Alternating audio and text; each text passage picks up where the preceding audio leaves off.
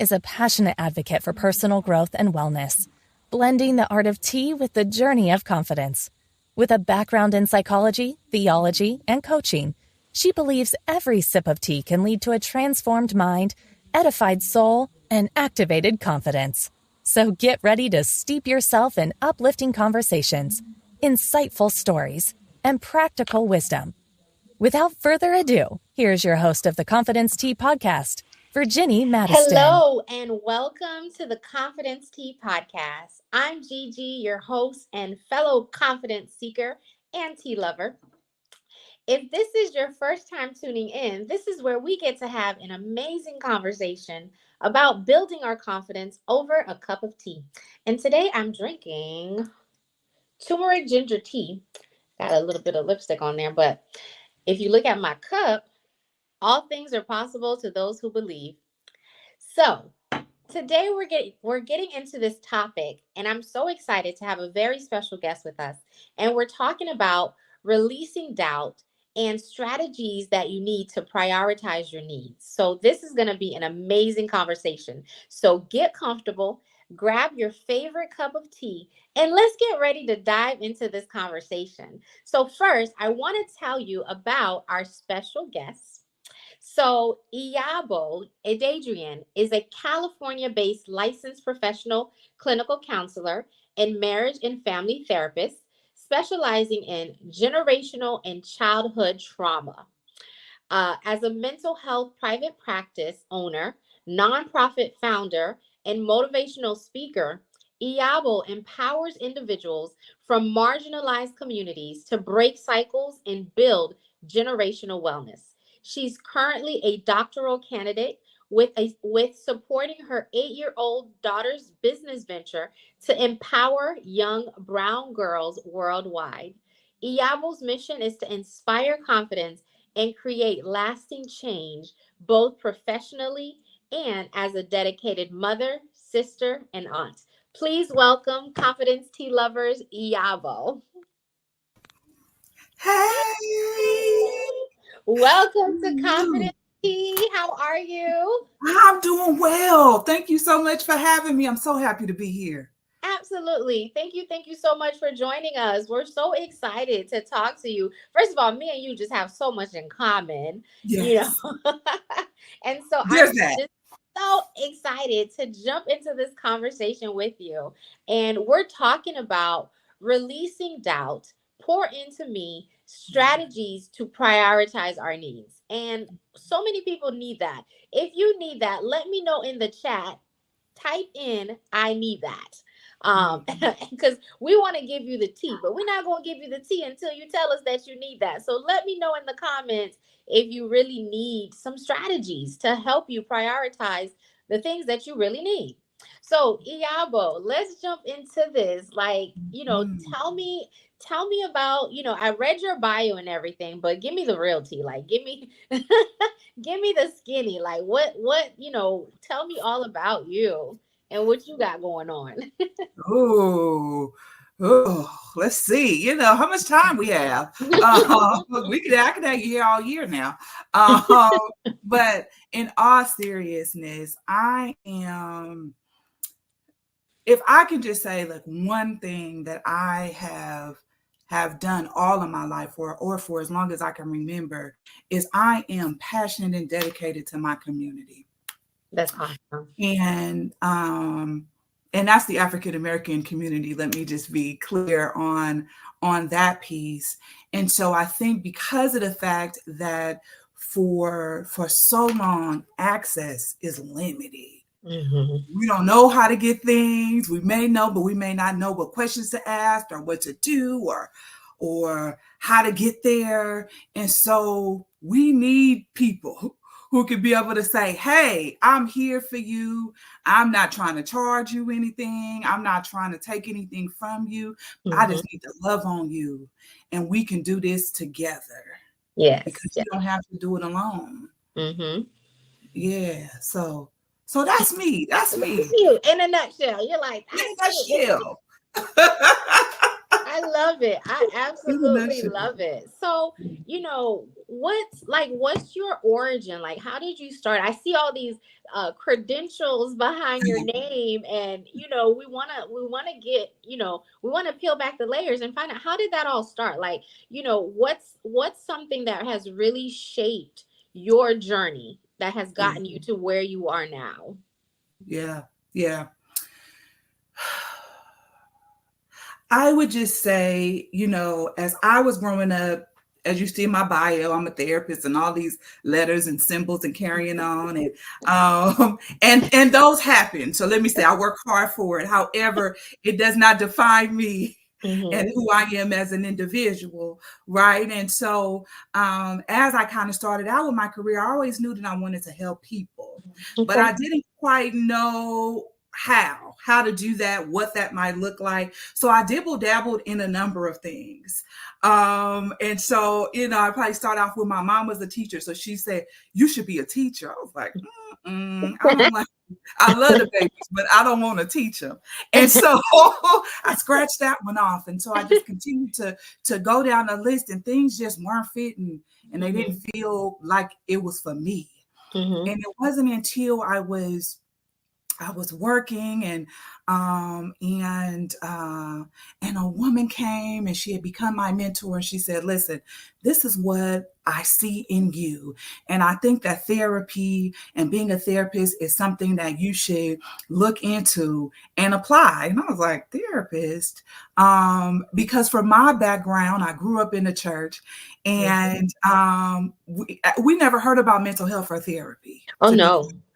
Right. And so if something was wrong, right, we need to pray about it. Hello. Yeah. And, God was going to do it. And if it didn't work out, then it wasn't meant for you. Yeah. And so I was like, I don't know, girl, but okay, well, if you say so, let me try it out. So I applied for the master's program, and I was like, well, I'm probably not going to get in, because I don't know if this is for me. And the woman, when I went to the interview, she said, okay, so when are you going to start? I said, now say what? I don't know. I didn't think that this was for me.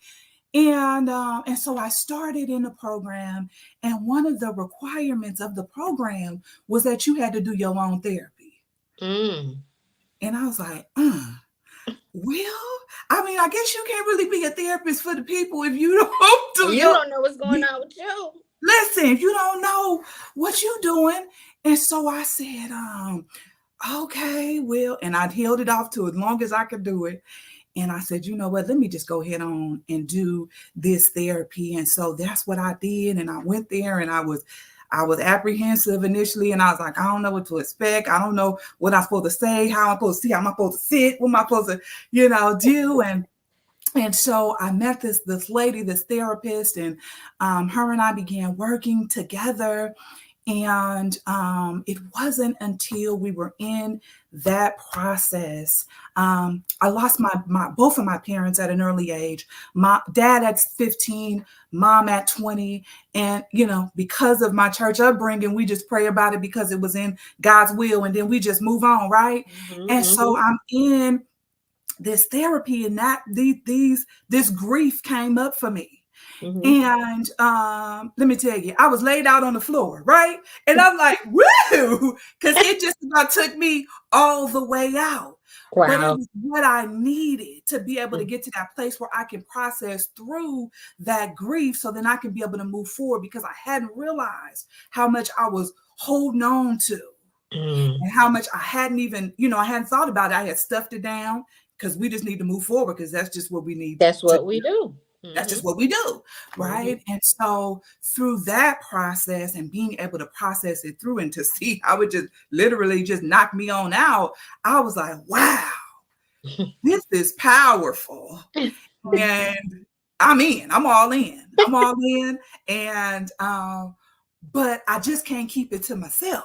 I need to be able to go back to my community, to my people, and let them know that this thing is powerful, and it is possible for you too to get to the place of healing. And so long, like, there's generational things that we just do that because that's what we're supposed to do.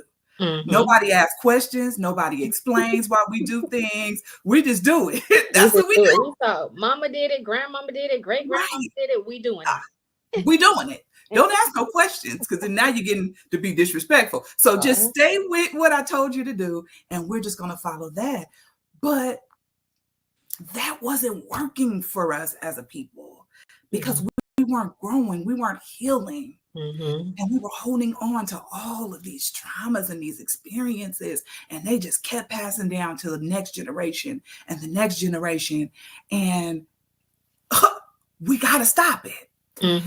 So I came to a place and I was like, okay, listen, I need to be able to go out and I need to be able to share so that people know, okay, this is something that's possible and I can do it too.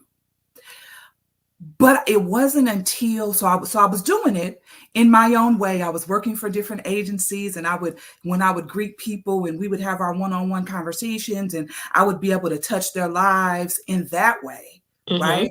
But it wasn't until, but I said, but that gave me the ability to kind of still step back, but I was in it, like I was dipping my toe in a little bit. You was testing the waters. Yeah.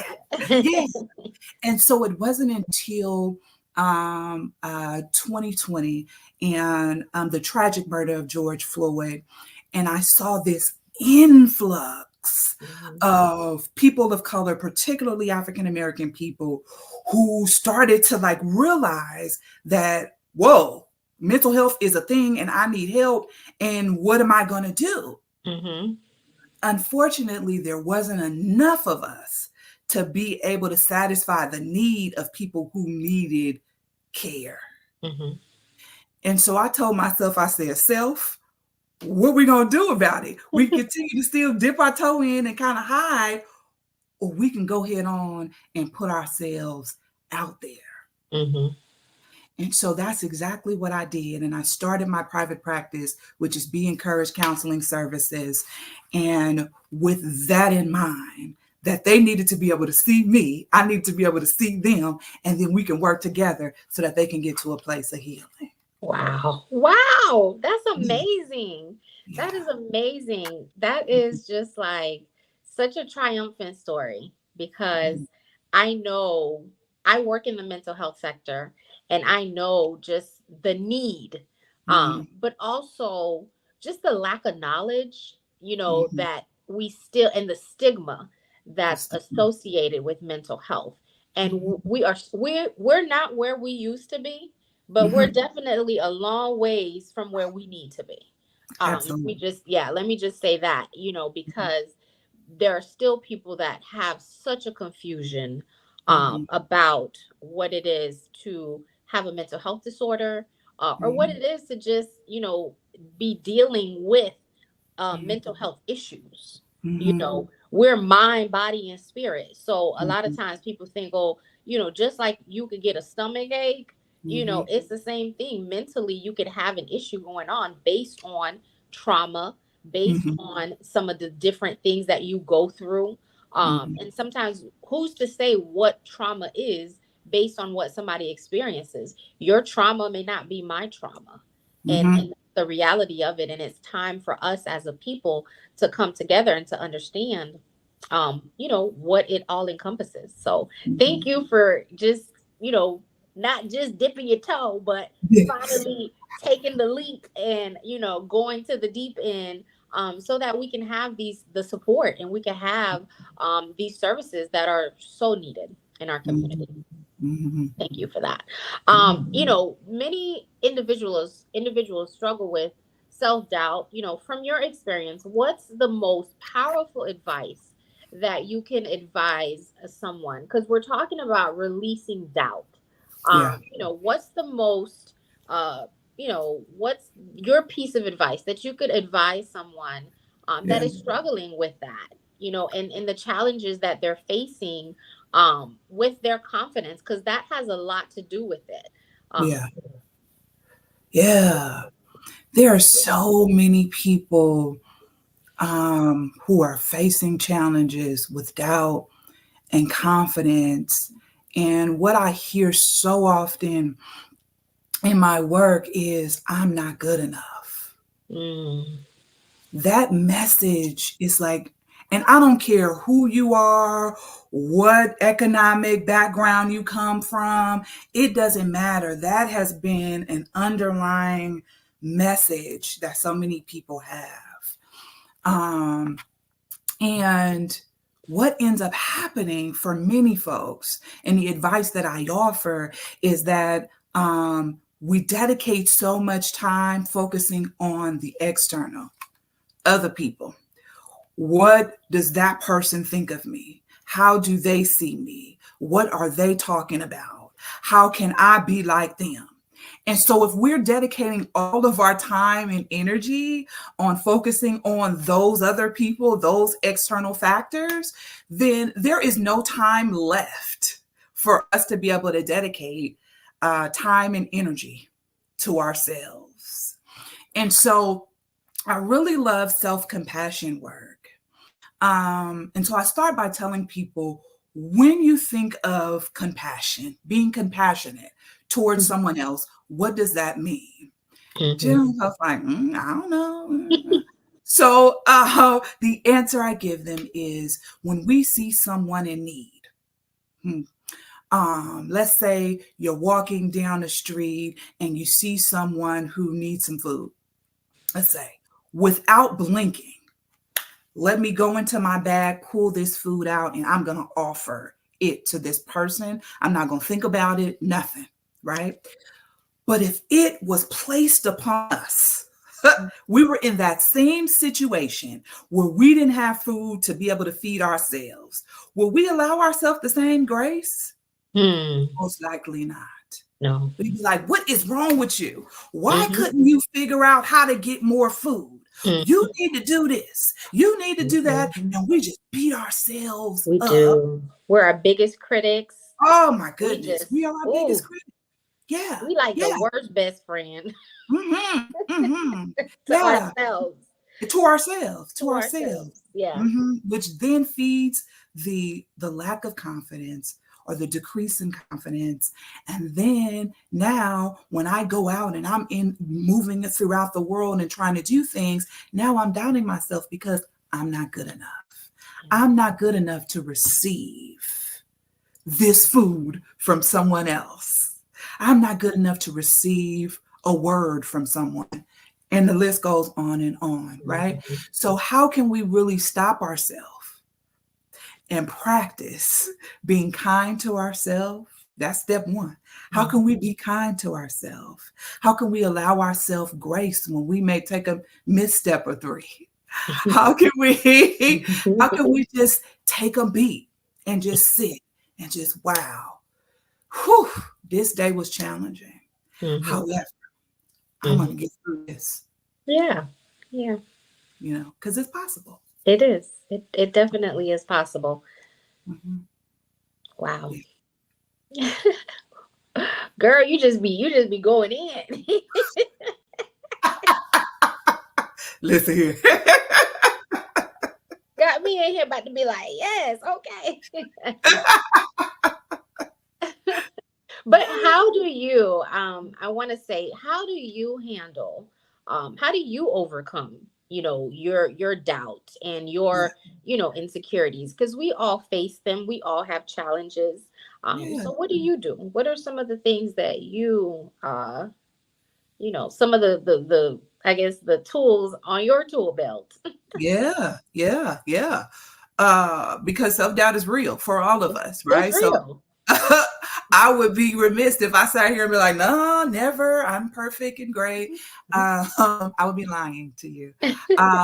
However, yes, it does come, but it has been so important for me over the years to create an intentional practice of being with me. And so that can look differently from day to day. But for the most part, I want to make sure that I dedicate, before I start my day, before I get out and do the things that I need to do, that I take some quiet time, and I can be able to sit in a space. I can get a cup of tea or some coffee and sit still and pray if I need to, sit quietly and meditate if I need to do that too. If I throw some yoga in there, whatever I need to do to be able to center myself. And then I can be able to, okay, what are we doing today? What is our goal today? What is the message that I want to leave for myself and for the folks that I touch? And so that can be, you can do it. I'm doing it and you could do it too. Let's just say as an example. And so as I move throughout my day, I make sure that I continue to check in with myself to make sure that I am in alignment with that intention that I've set. Wow. Mm-hmm. I love that. I absolutely love that. I think it's so important that time, it's an investment, right? Investing time into yourself because you never know what you're going to come about throughout the day. And so sometimes that quiet time in the morning or before you leave the house, just to get grounded, and to set a firm foundation for your day is so important, because when you go out and the attacks come, whether it's mental or, physical or whatever, you now have something to stand on, as opposed to if you're just running. Like, anybody who knows me, like, I hate morning, like I always say, I can't work the morning shift. Like, I'm a night shifter. I need my time. I need to have my little coffee. Like, I need to have my coffee, my tea, whatever. And I need to just bring it all in, as opposed to, okay, I'm rolling out the bed and I got to be at somebody's job. Like, it's too much for me. I can't do it. It just doesn't sit well for me. But it's like, when I have the day to process, and, I done had time with self, I done reflected, I done prayed, I done meditated. Now I'm ready to go face the world. Yeah. You don't know what's waiting for you on the outside. And so sometimes with lack of preparation, that's when we fall, when we're not prepared, and we're not standing on a solid foundation. It's so easy for us to, any little thing, we get flustered, we get angry. People just throw us off track. Somebody can mess up your day. I'm not giving nobody that right. Nobody has the right to throw me off track and to mess up. Like, you are not that important, honey. You are not. You are not about to mess up my day. Like, if I, but granted, it could happen if I don't have if I'm not doing my routine, if I'm not pouring into self, if I'm not, affirming myself, if I'm not engaging in my daily practices that I use to fuel myself and to fuel my mind, it can easily, definitely happen. All it takes is somebody to cut you off in traffic and you ready to flip off the handle. So it's getting real. Yeah. Absolutely. And so it's one of those things, like, it can happen so easily, by just us not being prepared. So preparation is key. Preparation is definitely key. So let's talk about social media and how social media plays such a part of, like, us doubting ourselves, and how we can, the strategies that we can use to eliminate that doubt. Because a lot of times, we might have an idea, or we might be stepping into a different direction, and then we look at Susie Joe is, doing XYZ and is playing way bigger than we are. So now we minimize our small beginnings, I would say, just because we see Susie Joe. And of course, Susie Joe's only showing you the grandiose version of her life. She's not showing you, the dark parts, right? She's not showing you what it took for her to get there. Because social media only shows you the highlights, right? Yeah. I think that's real, because, so let me start with this. Social media has its place, right? There's some positive things that social media has offered us. It's offered us a bigger platform. We can connect with folks that we might not have before. It allowed us to be here. So social media has its perks, if you will. But however, with the filter game and the, let me show you what I want you to see, which is okay. But generally speaking, folks are only going to show you what they want you to see.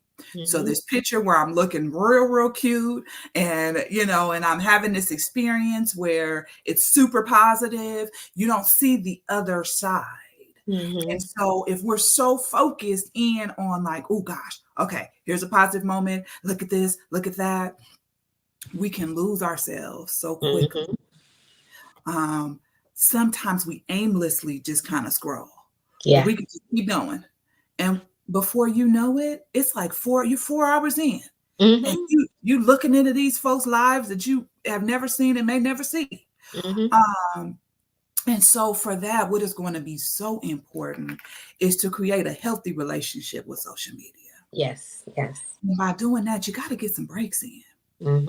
You really have to take some time. Okay, I'm going to give myself just a little bit.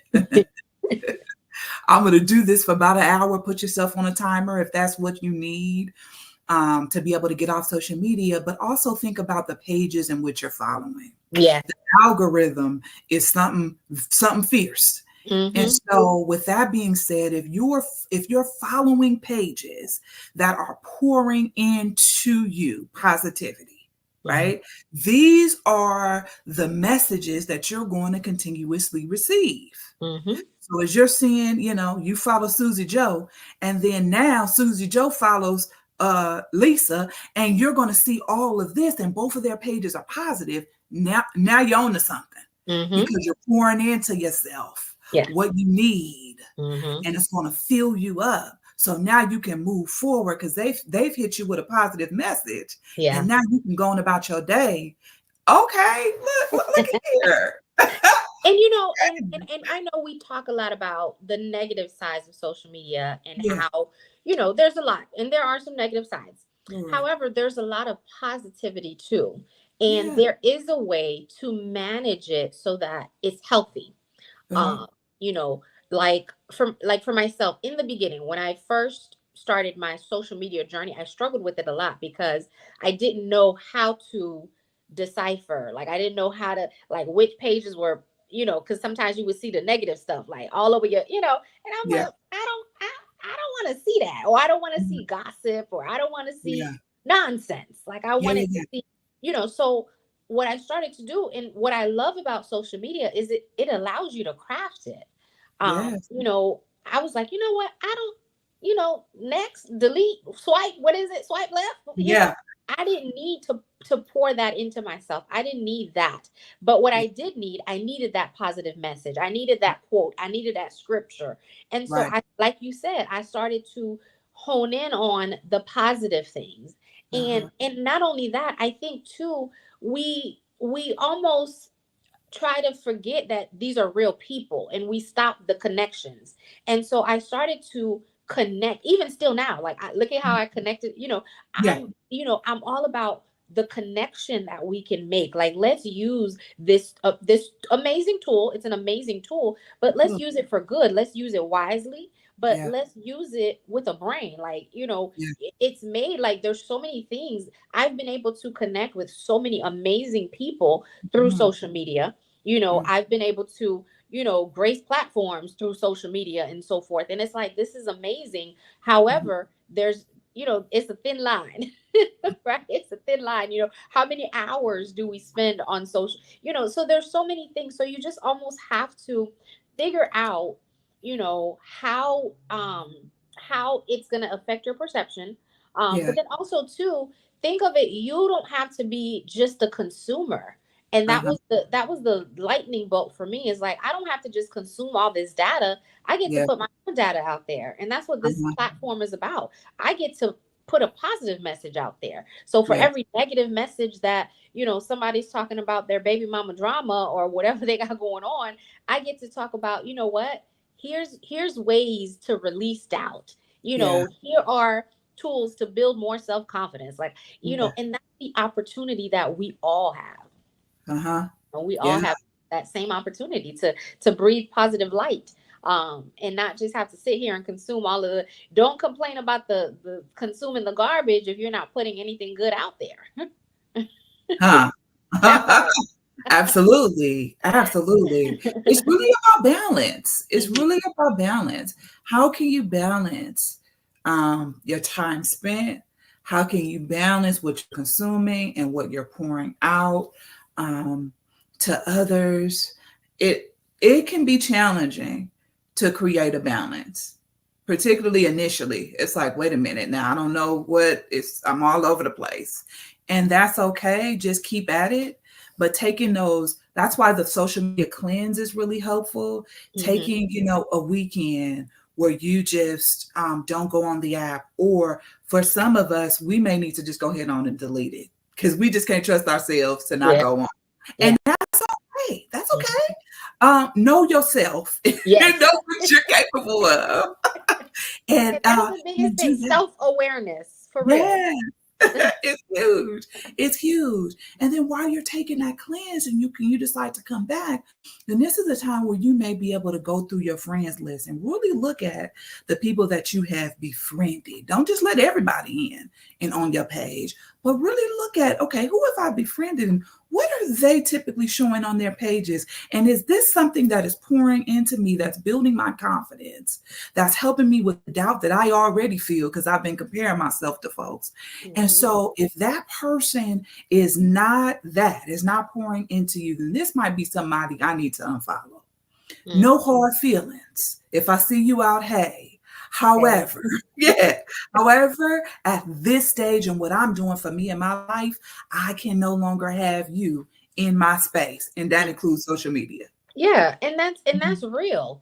You have the right. You have the right to choose your social media friends, whatever you want to call them, circles, groups, right? They give you the choice. That button that says unfriend on there. I'm sure they created that button for a reason. They created it for a time such as this. And so, you have to, use those tools wisely. So, I think it's one of those things that we allow, instead of us influencing social media, we allow social media to influence us. And I think that is something that needs to change.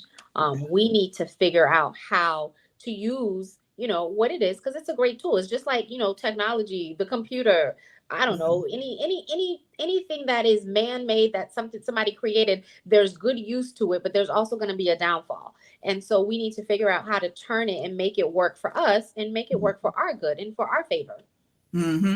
Absolutely. Yeah, absolutely. So we're talking about doubt, but along with that comes a lot of like self-care. Self-care is crucial. But would you agree that it's often neglected? Because, and in your professional opinion, what are the signs that you see that, someone needs to take more of an initiative to prioritize their self-care? That is a need. Like they need to prioritize this area of their life.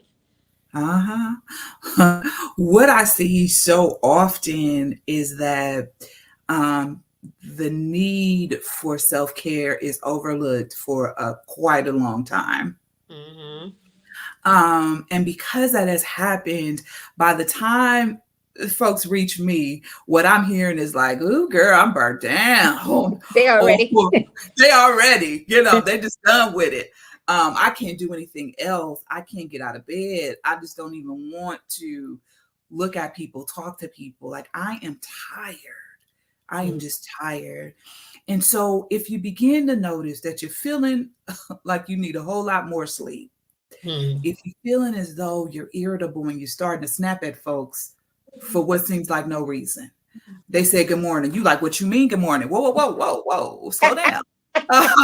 It's okay. I was just, saying, hey, if you're noticing things are coming out and it's happening like that for you, if you're at work or school or what have you, and you're having a hard time focusing, you're reading the same line over and over again, or oftentimes I hear, I'm just procrastinating. I don't know why I can't get this task done. Those are indicators that it is time for self-care.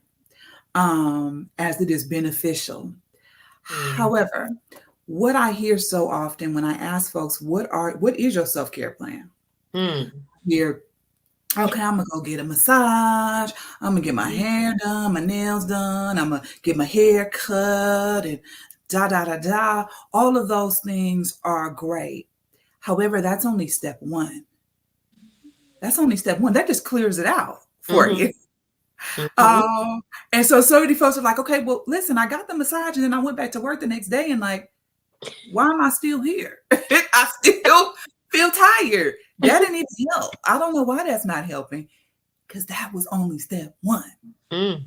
So, what I like to tell folks is we really have to get a soul care plan because Mm. you need to replenish your entire soul Love um, that.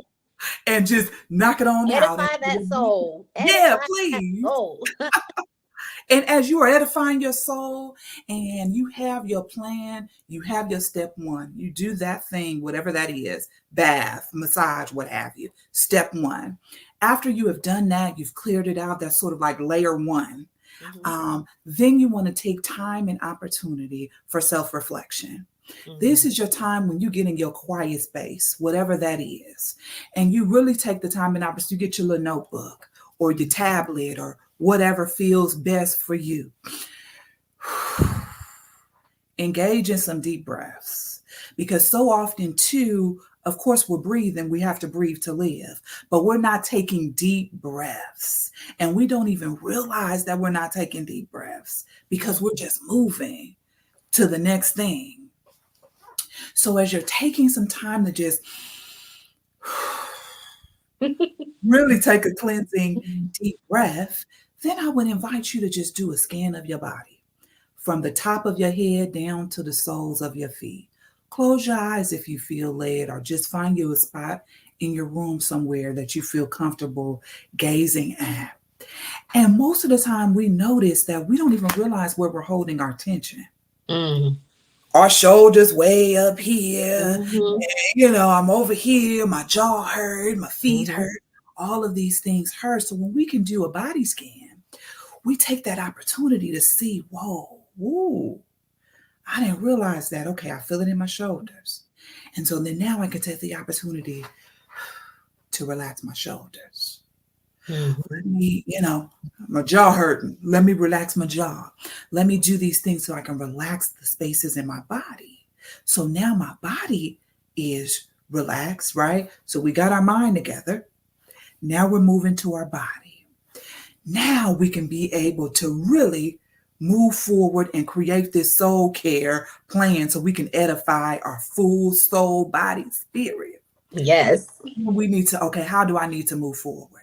What do I need for me to be able to do the things that I need to do? And really take some time and spend that with yourself and make sure you write it down so you don't forget. Because you want to have a place where you come back to. You come back to, what's going on. Yeah. Where you left off. Where you left off. Because you need to check yourself sometimes. And so you come back like, girl, I said this. Yes, come back to that. And make sure that you're doing it and so you're implementing it so that you can always come back to your plan. It's going to change, so be flexible with it. But once you have that foundation, now you have a leg to stand on.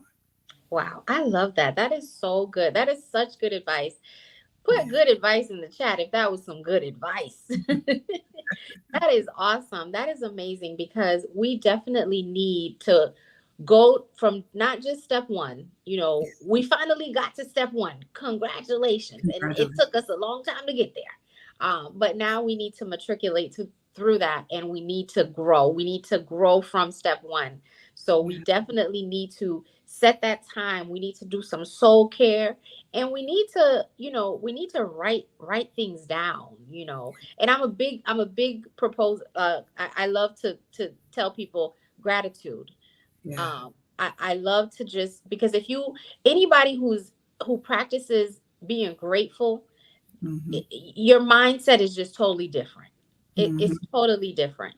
So if you start writing down, if it's every day, every 2 days, every week, whatever the system is. I tell people Rome wasn't built in a day. Don't go and say, okay, I'm going, and then you get disappointed because you didn't hit the target.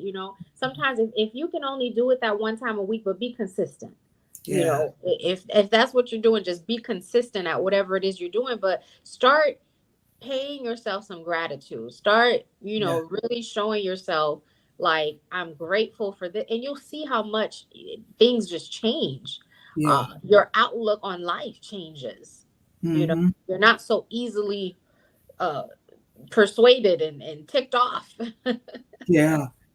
Yeah. Absolutely. Absolutely. Wow, this has been so amazing. Time has just flown by. I didn't even know. I'm like, oh my goodness, like this has been so good. I want you to tell people how they Mhm. can connect with you, how they Uh-huh. can find you. Yeah. Because we definitely gotta continue this conversation. We gonna have to, do a part two. Absolutely. Absolutely. So, on all social media platforms, my account is moments_of_encouragement. Whew, that's a mouthful.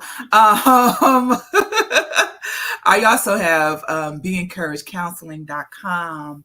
And I forgot to tell you about my nonprofit. So my nonprofit is Authentic Peace Wellness Center, um, as well. And that one is authenticpeacewc.org. .org. Okay, awesome. This is amazing. So definitely connect with Iyabo. She is just a wealth of information, so Yeah. much knowledge, just a powerhouse of a woman. I want to thank you. Thank you so much for taking the time just to be here with us tonight and to have this amazing conversation. And, helping women release doubt and Yeah. helping them to prioritize their needs, such as, positive self-care, just balance. And Yeah. so we definitely, we definitely thank you, and we definitely want to have more conversations like this. So most Yeah. definitely we have to connect again so that we can do that and have more conversation. Do you have any last words? Yeah, I forgot. So my baby girl has decided to start her own business. I forgot about my child. Ah, And she is 8 years old, y'all. And she has created a business called Princess Brown Girl.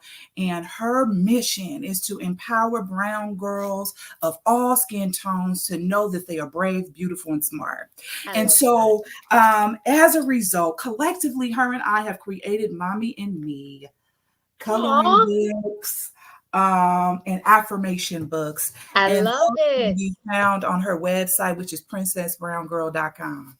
I love that. That is so Yeah, amazing. We gotta get her on Confidence Tea, because she's absolutely. already preaching the confidence message. A girl after my own heart. I love it. Absolutely. She would love that. Yes. But Yes. Thank you yes, so much. Thank you so thank much, you. Yabo, for coming in tonight and having this conversation with you. Thank you, everyone, for joining me on another episode of Confidence Tea Podcast. If you have found some inspiration, that's going to help you to embrace your confidence journey, please share this video, share our message. If you would like to be a guest on the Confidence Tea Podcast, send us an email. Remember, confidence is like a warm cup of tea. It takes time to steep, but it is worth every single moment. As you go throughout your day, I pray that you take the information that we provided you today with you and not forget your self-worth. So until next time, keep shining and stay confident. Have a wonderful evening. Good night. Good night.